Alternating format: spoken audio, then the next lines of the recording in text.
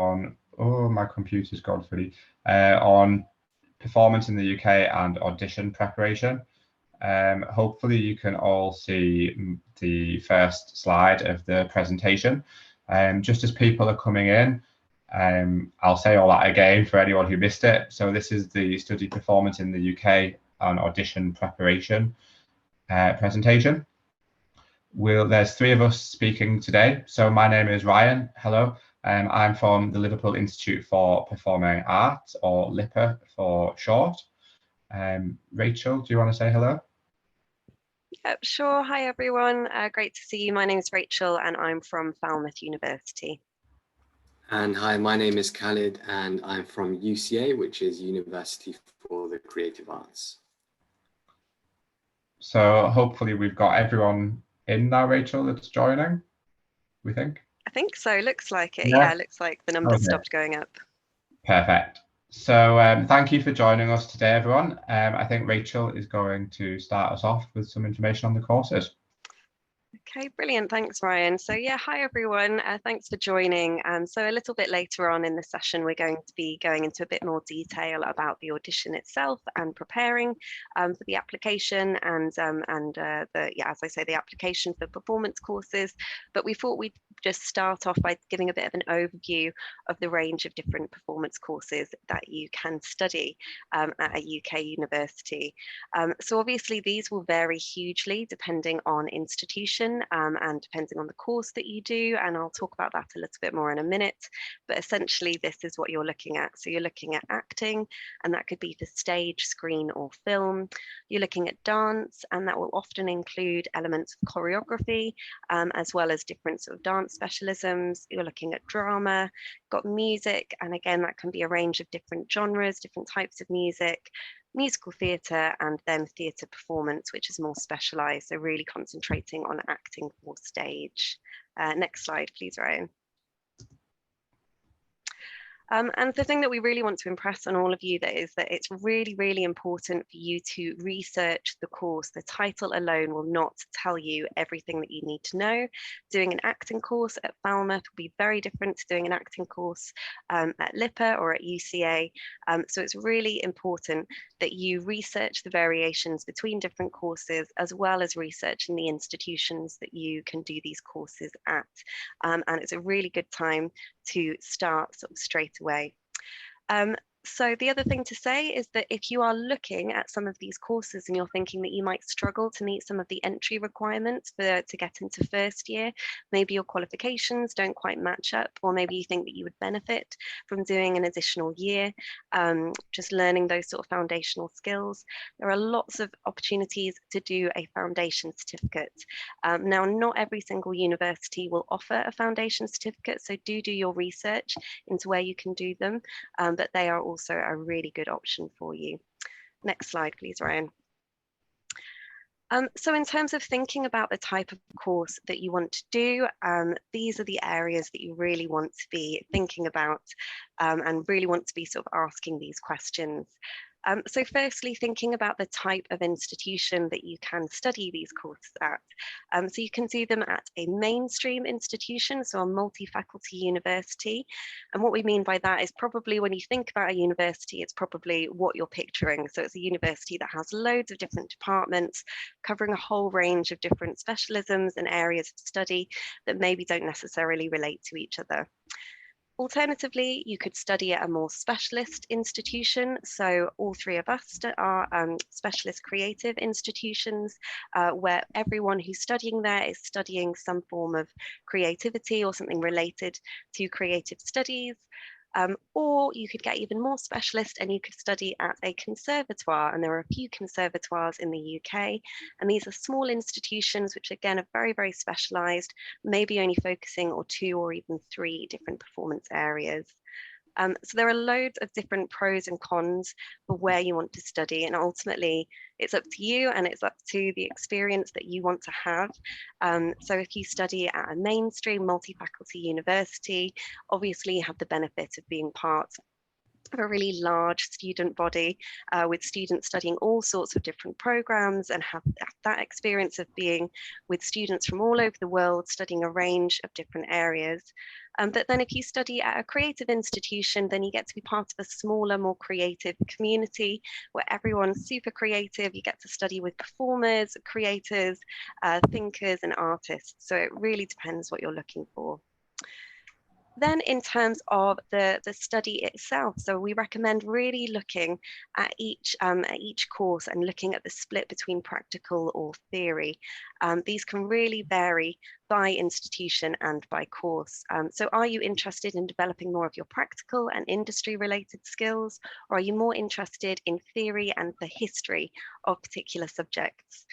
For this, I really recommend having a look on university websites. Most universities will give a really detailed module breakdown, so you should be able to see how modules are being taught. Then have a think about the facilities and the equipment that are available. And I recommend having a look not only at the facilities that are available for your program, but also the facilities that are available sort of more generally that you will also have access to.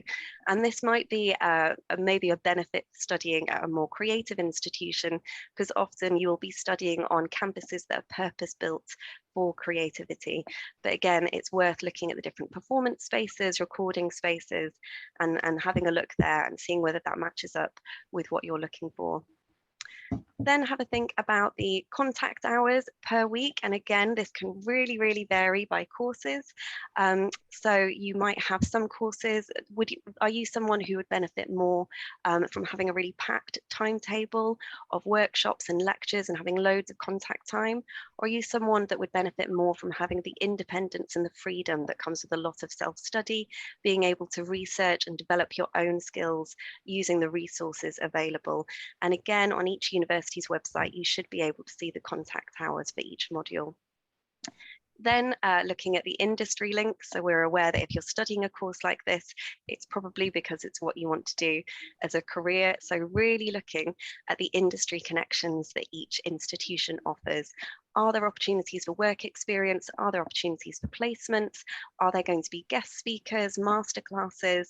What sort of industry links do they have? And do they have the sort of links with the sort of industries that you would like to eventually work in? And then finally, along that line, where institutions' alumni have ended up is a huge testament to the institution. So we really, really recommend having a look at the alumni destinations. Are these alumni where you want to be? And that's a really, really good indication of whether or not this might be the best fit for you. Thank you. Next slide. Great, thank you, Rachel. So we'll talk about the application process itself now. So like Rachel was saying, it's really important that you research on the website, on the university's website. Make sure that you're talking to the recruitment officer as well, the admissions as well, to make sure that you know about the additional information that you need to submit, especially for UCAS, if you are an undergraduate student. And that ties in with, it's important to meet any submission deadlines as well. So there are some deadlines for the application. There may be further deadlines for the audition as well. So I'm going to talk about, in a later slide, I'm going to talk a bit more about the additional information that you need to submit along with your application form. So if we can move to the next slide, please. So the audition and the interview, the process will vary from course to course and institution to institution. So make sure you're looking at those course web pages. It should, a lot of it should be on there, but if you need more clarification, do reach out to the admissions or the recruitment officer. Some courses may have a two-stage audition process, and some may just have just the single stage.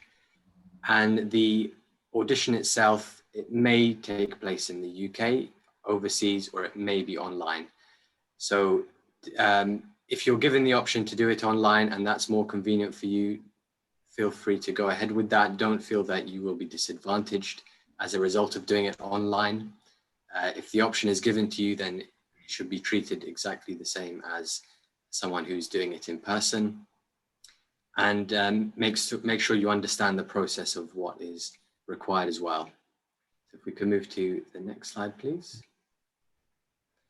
So the requirements of audition, what might you be asked for? So in terms of the extra things on top of the application, you may be asked for a pre-filmed submission. That's for example, 2 90-second monologues, 1 contemporary and 1 classic. For example, we at UCA, we ask for a Shakespeare monologue or something more contemporary as well, and also check if it must be in English too. You may also provide a link to a show reel, and that would be less than 5 minutes, and that would be sort of a history of what you've done in the past, all linked together in a sort of clips all together of what your previous work has been. And that ties into the CV resume of performances, which is similar to the show reel, but more, in a writing format, just to detail out so we know what you've done previously in educational institutions, at work, if you've had work experience, and also recommendation letters may be asked for too, so references. Yeah, that's my bit, and we can move on to the next slide. Sorry, Khaled, I think your slide vanished there somehow. Yeah, so I noticed, yes, I noticed that it was slightly different. We did amend it, but I had my one in the background. I preempted it. I had a feeling that would happen, but Very clever. I read everything off, so I was prepared. Thank you. So in terms of auditions, as we've already mentioned, there's various ways that these can happen. Sometimes it might be a self-tape or a pre-filmed submission. Sometimes it could be a live virtual audition, and then sometimes obviously it could be an in-person audition as well. So looking first of all at pre-filmed or self-tape submissions, really think about where you are. So think about what is in the background behind you. Make sure that it's nothing that's too distracting, and make sure that it's not going to distract the viewer from your ability and your talent. Think about any noise, so make sure that you're in a nice quiet space where you're not going to be disturbed or interrupted. Think about the lighting. So do you look good in that lighting? Are you well lit? Are you looking at the sun? Is the sunlight affecting the image on the camera? All those kind of things can make a really big difference. And also, obviously, overall, think about the sound and picture quality that you are submitting. The great thing with pre-filmed submissions is that if you don't like it, you can simply film it again and submit a second, third, 10th version of it if you wanted to do so. Do try and use a tripod to film yourself, or use someone else. If you are using someone else, please make sure that they have a steady hand. The last thing that you want is a wobbly camera. Again, that is going to distract from you and your talent and your performance. Make sure that your filming device is fully charged and plugged in. So if you're filming it on your phone or on a digital camera or video camera, make sure that it's fully charged. Again, especially if you're going over it again and again and recording yourself over and over again, it will be typical that the time that you get it perfect and you're happy with it, it will also be the time that your device runs out of battery halfway through your performance. And finally, follow guidance from the institution you're applying to as to how to save your submission and also how to upload it and submit it into their system. Anything that they advise you around file size, around how to name a document in terms of with your full name, your ID number, anything like that, if you can follow that guidance, that makes it a lot easier for our admissions teams to process, and it also is likely therefore to be processed quicker as well because it's very clearly linked to you and your application. We don't just make up these guidelines for the sake of being difficult. It does help us in the process.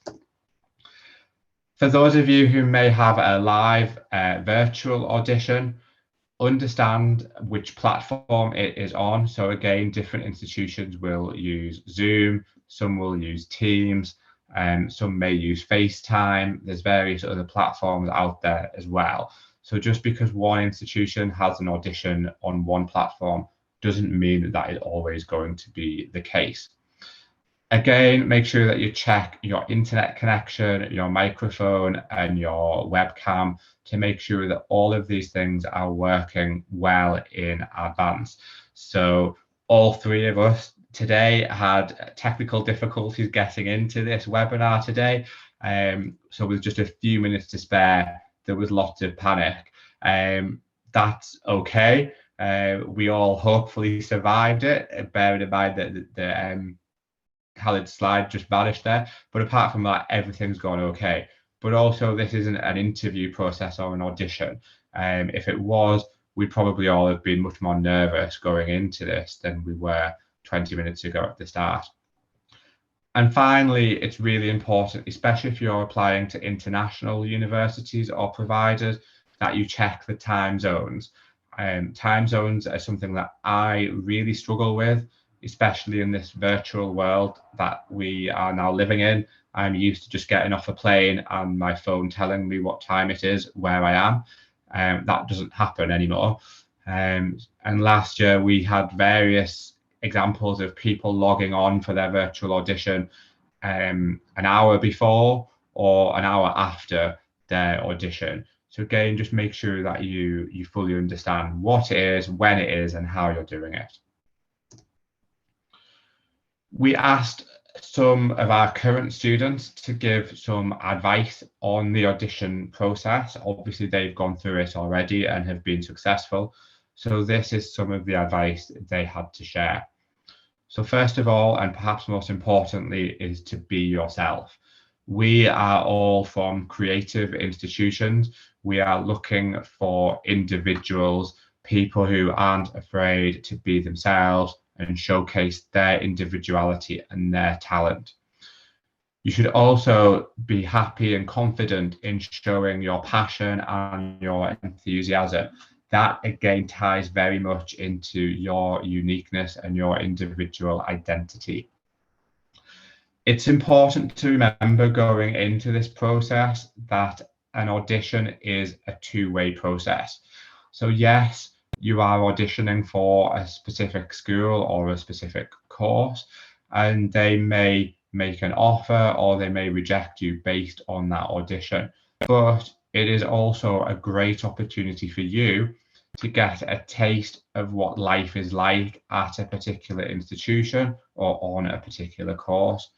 The interview process is your opportunity to ask some questions, to get a taste of the teaching staff, and to just get a feel for that process. You might find, especially after you've done a few auditions, that some of them you've been really impressed by and some of them you maybe haven't been. And that's a really important factor for you to consider in your decision-making process too. Prepare and research in advance as much as possible. So as Rachel said right at the very beginning, understand the course and the institution. The course title alone is not enough for you to make an informed decision. And also do your best to have questions ready to ask the interviewer at the end. It might only be 1 or 2 questions, but again, that shows us that you have thought about the process and the course and that you have done some research and that you are also quite engaged in the process. There is nothing worse than at the end of an interview being asked if you've got any questions and you saying no, or the interviewer just being sat there in an awkward silence. So do try and have a couple of questions. And finally, don't put too much pressure on yourself. I know that's easier said than done, but this process should be an enjoyable and a rewarding experience. So go into it with a positive vibe and take away from it as much as you possibly can do. So what we're going to move on to now is to tell you a little bit more about each of our 3 institutions. So to start off with, for those of you who are maybe a little bit less familiar with the geography of the UK. We've started off with a map, so you'll recognise some key cities on there. It's probably London, being the biggest one that you're most likely to recognise, and then you can see where each of our 3 institutions are. So I'll start off with introducing you to LIPA, which is the institution that I work for. So we are the Liverpool Institute for Performing Art. We are for performers and those who make performance possible. So we are a small specialist school, co-founded in 1996 by Sir Paul McCartney, who remains our lead patron.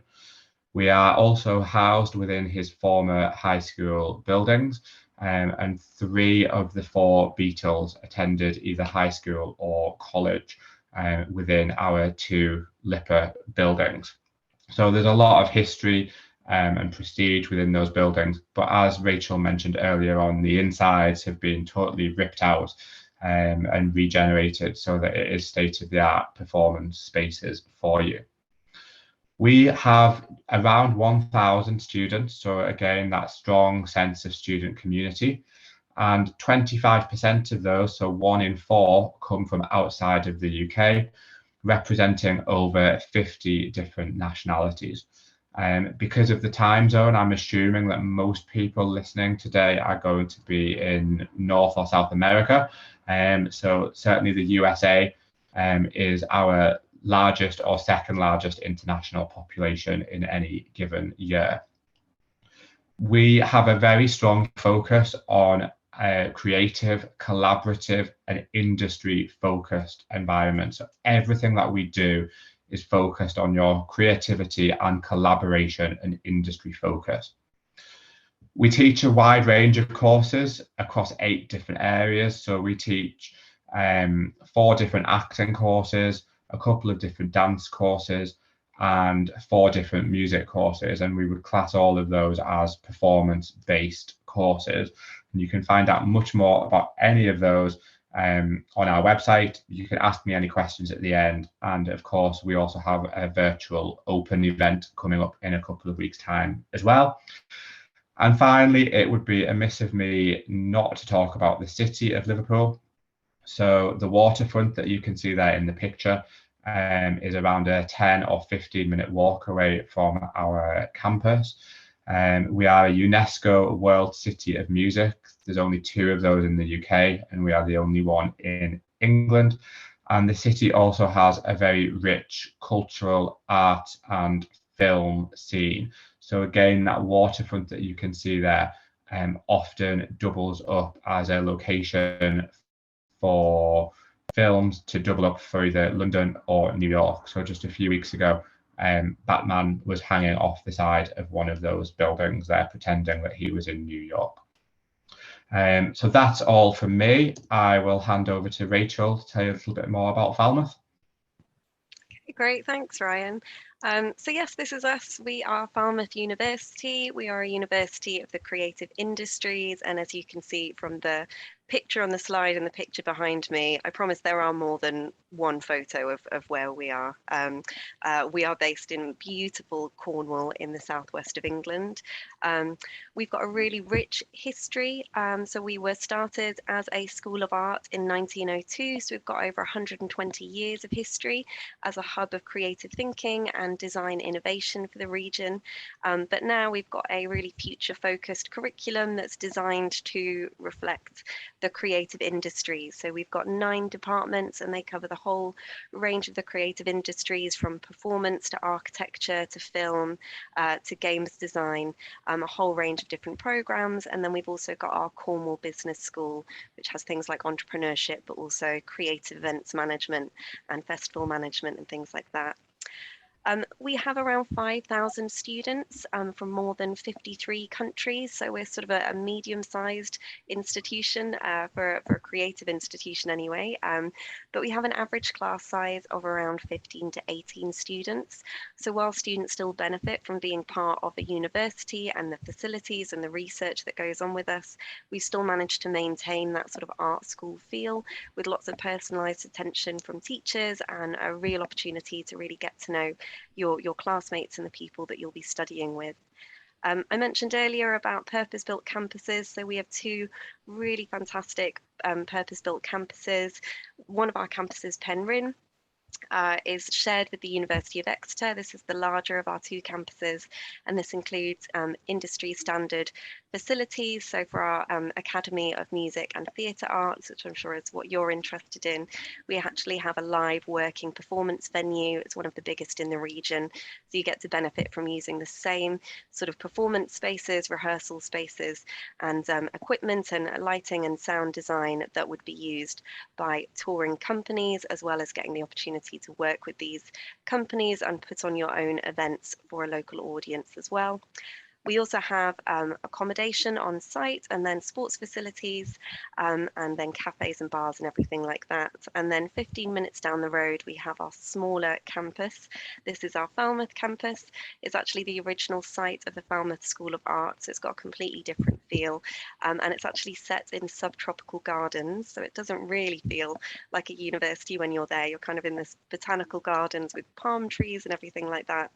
And it's also only a 5-minute walk from the beach, which I think makes us quite unique. A little bit about our location. So as you can see, we are a coastal town on the southwest of England. It's a relatively small town, and the students there make up a really large portion of the population. And that's really reflected in the development of the town. You've got loads of independent shops and bars and restaurants. There's a really thriving festival scene there. The whole region of Cornwall is incredibly creative. It's got a really rich history of art in the region. So you've got galleries, theatres, as I say, art festivals, music festivals, film festivals, and the region itself is regularly voted one of the best places to live because of everything that you can access there. We're also an incredibly safe community, so we are the second safest university town in England and Wales, incredibly low crime statistics, so you can be sure when you come and study with us that you're joining a really safe community. And we've mentioned a lot about sort of employability and jobs already. There's a real focus on employability at Falmouth. Everything we do is on preparing students for their job after they study with us. So whether that's the curriculum, the facilities that you use, we encourage every single student to do a placement while they're with us. We think it's really important for you to get that industry experience. We also have an award-winning employability service that's won a nationwide award for excellence, so you have access to that. And in addition, we're #1 in the UK for graduates starting or managing their own business. So there's a real sort of entrepreneurial spirit throughout Falmouth.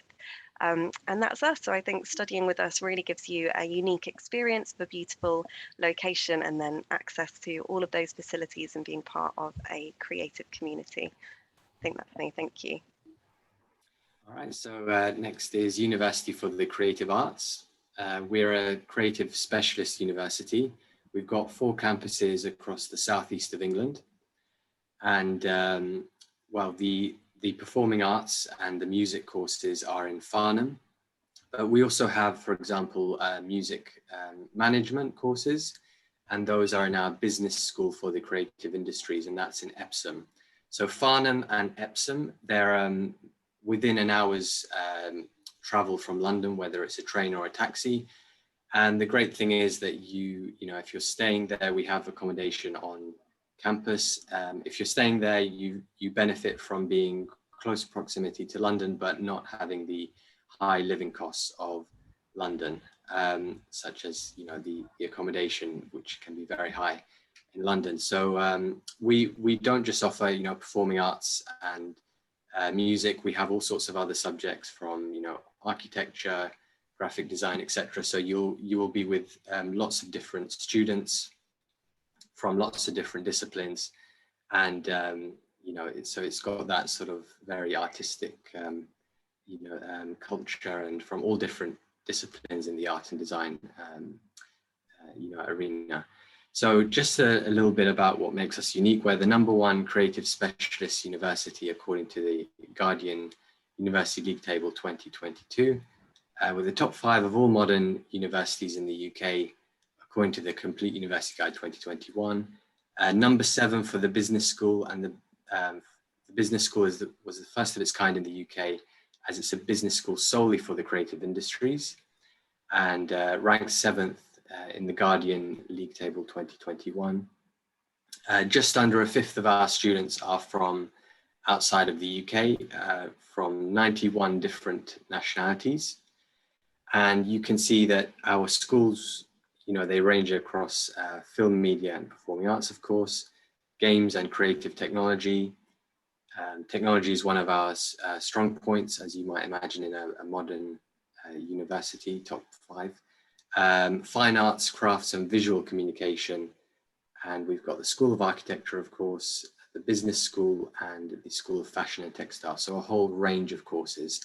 We also have the foundation pathways, so the 1-year international foundation before going into an undergraduate course, and the pre-masters, which is also a year's course before going into the masters. And you can see we've got 60 undergraduate and 40 postgraduate courses, so many, many different courses. We're the first in the Sunday Times Good University Guide for teaching across communication and media courses, with a score of 91.6%, and the Guardian ranked us 5th for that, and first in the Sunday Times for teaching quality across business and management. Guardian has ranked us 8th for those, and 3rd in Sunday Times for architecture, and while the Guardian ranked us 7th. So you can see we've got a whole range of disciplines at University for the Creative Arts. So that's all from us. We're going to open it up to questions. So you can either put your questions into the Q&A box, or you can type them into the chat box. Your questions can be generic, they can be aimed specifically at one of us or one of our institutions. But before I stop sharing my screen, here are each of our contact details. So you can see there our website and also our email addresses. So please, if you have any questions, do please ask them today. But also we would love for you to stay in touch with us after today by dropping us an email, or by taking part in any sort of virtual open days or virtual events that each of us are hosting as an individual institution. And you'll find out much more about those on our individual websites as well. So I will stop sharing my screen and hope that we've got some questions.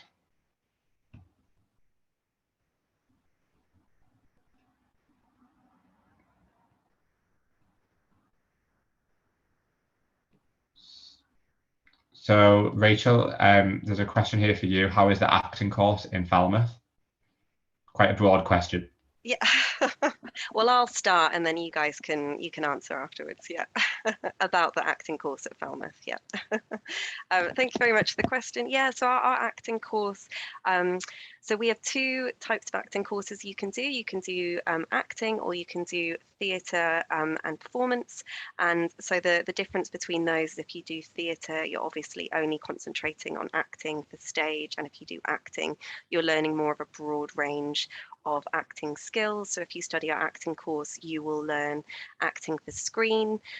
You will get to collaborate with students in our film and television programs. You will get to work with students in our games academy. So we'll learn all about voice acting, acting for games, acting for animation in sort of motion capture suits, sorry.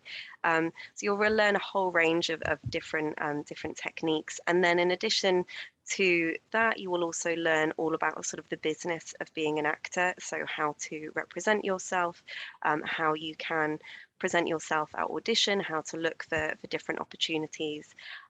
Our motto sort of at Falmouth University is doing it for real. So we don't have any theory assessments. We only assess students on projects and on sort of research-based projects. And that's really instilled again in our acting. So you'll be doing a lot of performances, you'll be devising a lot of work, and you'll get a lot of experience of acting both for stage and for screen, and responding to different live briefs. I would recommend having a look on our website. That's just a little bit of an overview, but I would recommend having a look on our website and having a look at the module breakdown to get more of an idea. But hopefully that's that's given you a little taster. And I'll stop now because I can see we've got other questions coming in. Khalid, do you want to talk about acting at UCA? You're on mute. Sorry.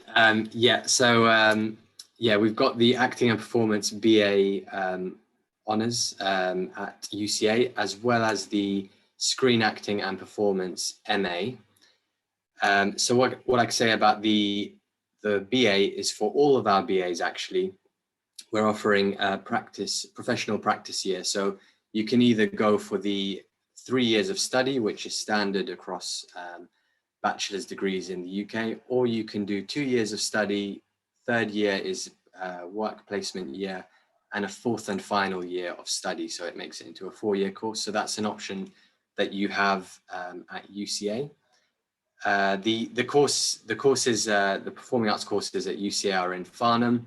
I could say that Farnham, it's got world craft status, so it's had a very artistic history for hundreds of years. And the town itself, you go around, you see quirky sort of sculptures in roundabouts and things like that. So it's a very student town, and you can really see that reflected across the town, and the fact that it has a lot of art history as well too. We also have links with Farnham Maltings, so that's sort of a performing arts centre in Farnham, and it's no coincidence that the university has is in Farnham. It's because of the history that that Farnham has, with Farnham Maltings and all sorts of other artistic things like the crafts there. You'll work with students from different backgrounds, so film production, music, animation, journalism, media, games arts, all of those students, you'll work with them too. So I hope that's given you a bit of insight into performing arts at UCA. And for LIPA, very quickly, we have an acting program which is focused more on stage acting. We have an acting program which has a specialism in screen and digital media, which is focused more on screen and digital media stuff. And then we also have a 1-year foundation pathway as well, which is purely for those who we think have a lot of potential in terms of acting, but aren't quite ready yet for the BA. Our BA acting course has 2 cohorts of around 18 students in each, and then the screen and digital media cohort is 1 cohort of 18 students as well, and highly competitive. But I'll put the web link in the chat so that you can find out that. I'm going to just segue my answer into another question that has come through, which is around if you take a major in acting, if you take a major in theatre, can you also take classes in acting? It's going to vary depending on the specific institution and the course. I'm guessing the person asking that question is American, just by the language used.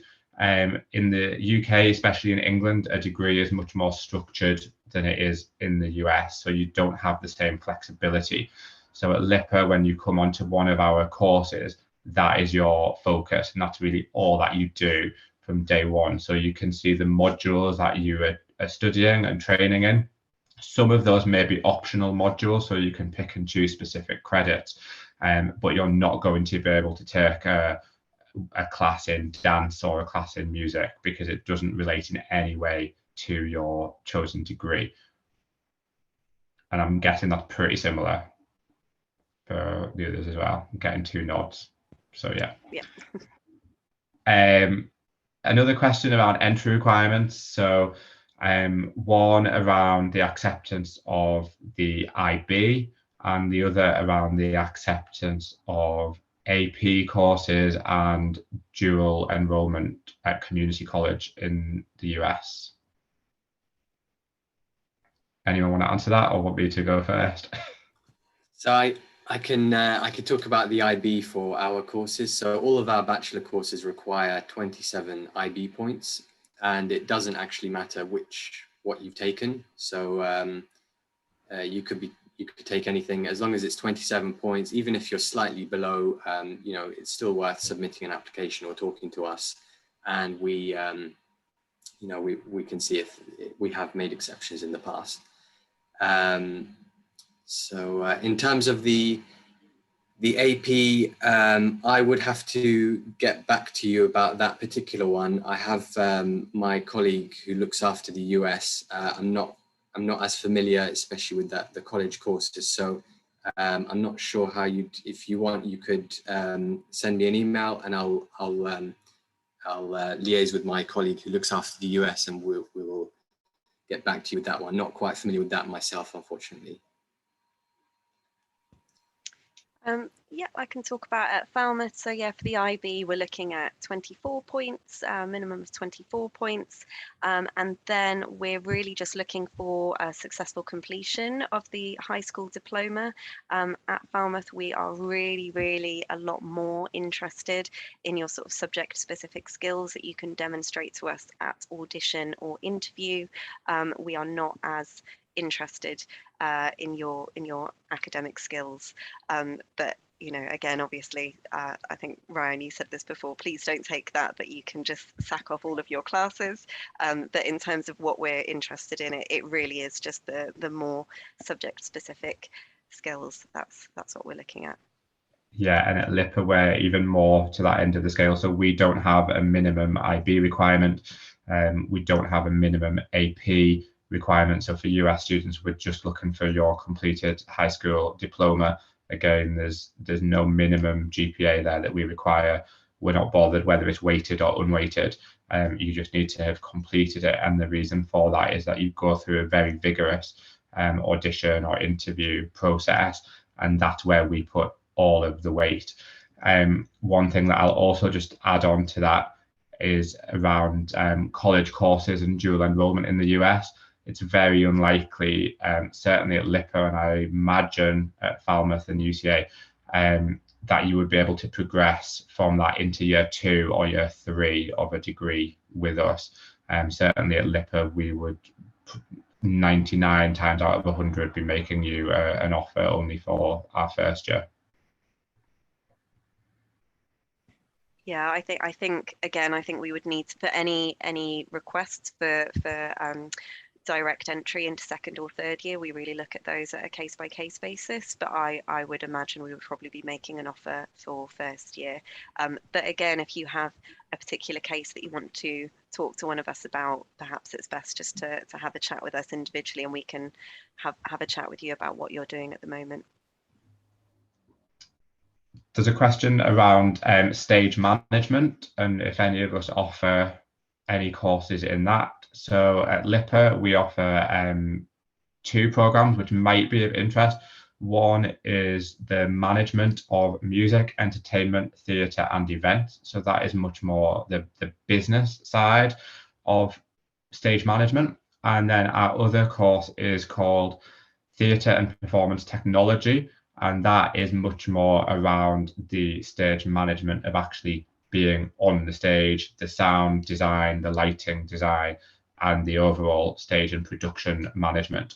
So if you're interested in either of those, again, drop me an email or have a look on the website. Yep, so at Falmouth, we have 3 courses tenuously perhaps that you would be interested in. So firstly, we have technical theatre arts. So again, you would be learning very practical skills in sound and lighting design, stage management, and you'd be working, of course, with all of the students across our Academy of Music and Theatre Arts and putting on live events and really learning the whole sort of technical side of stage management. We also have our some events management programs. So we have creative events management and also sustainable festival management. So if you're interested in the sort of more learning the sort of more broader skills and understanding of how it works to put on these performance events, then we have those 2 programs. And again, you'll be involved in putting on really exciting live events, perhaps on a bigger scale. And then we also have our music business program. So again, then you're looking more at the sort of the business of the music industry. So perhaps that one's a little bit tenuous, but the other two might be of interest for you. And again, do have a look on our website. If you go to our department, the Academy of Music and Theatre Arts, I'll put a link in the chat, and then you look through our programs, you'll see all of our programs listed there. And at UCA, we've got the Design for Theatre and Screen bachelor's, and we have that on Rochester and Farnham campus, so 2 different campuses. Rochester is in Kent and Farnham in Surrey, so both very close to London.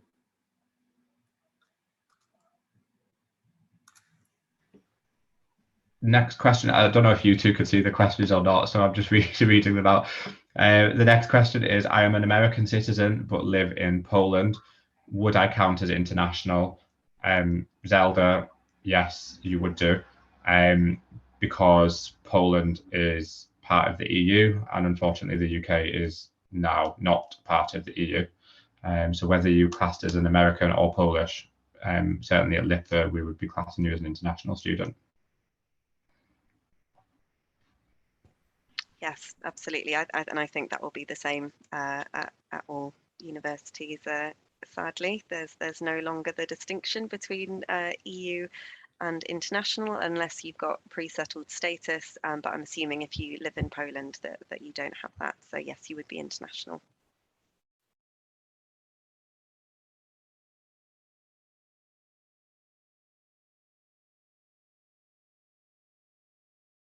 Doesn't look like there's any more questions.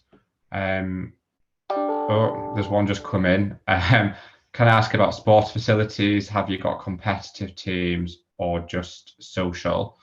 At LIPA, we don't have any sports teams, but we are part of a larger university called Liverpool John Moores University.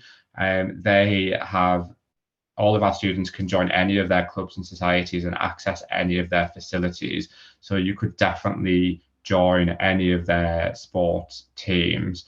In the UK, we do compete in sports. Again, Zelda, if you're in the US, I'm just going to caveat that and say that sports in UK universities is not the same as it is in US universities by no stretch of the imagination whatsoever. So you will not find a university in the UK that has a soccer stadium that seats 50,000 people. We just don't do that. So our levels of competition are good for UK standards, but not for US standards.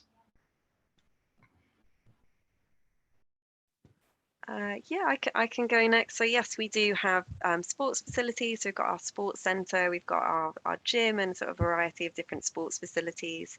I mentioned earlier on that we share Penryn campus with the University of Exeter. So students from the University of Exeter that are doing particular programmes will be on that campus. And that means that social accommodation, social facilities and accommodation and sports facilities are shared, which I think makes it quite exciting if you're into different sports, because you get to have a kind of a larger pool of students that you can be competing with or playing with. And our Students' Union has over 150 different societies, and there's a huge range of different sports available in that. So I would recommend having a look on our website in terms of our standing in terms of competing for particular sports. I'm afraid that I'm not truly up to scratch on that. So depending on what your interest is, I would recommend having a look on our website and looking at our Students' Union and seeing a bit more about what we do there. And for us at UCA, it would be mostly social rather than competitive. So, we've got lots of different social clubs in lots of different sports as part of the Students' Union.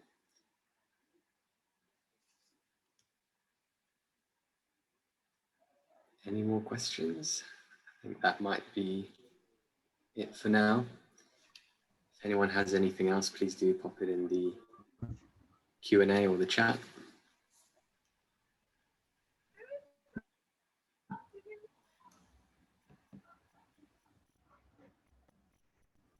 Must be a sign that we've done a really good session and we've just covered absolutely everything.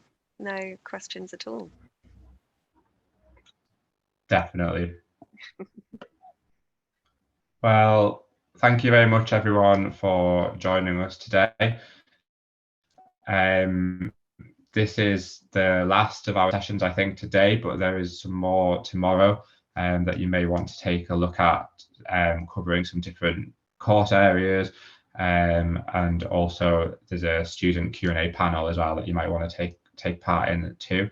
It's a great way of sort of speaking to students and finding out about what their experience is like in the UK. So all that's left is for us to say have a good day and stay in touch if you've got any questions. All right, thanks everybody. Thanks very much. Thank you. Have a nice day. Bye. Bye. Have a good day. Bye everyone.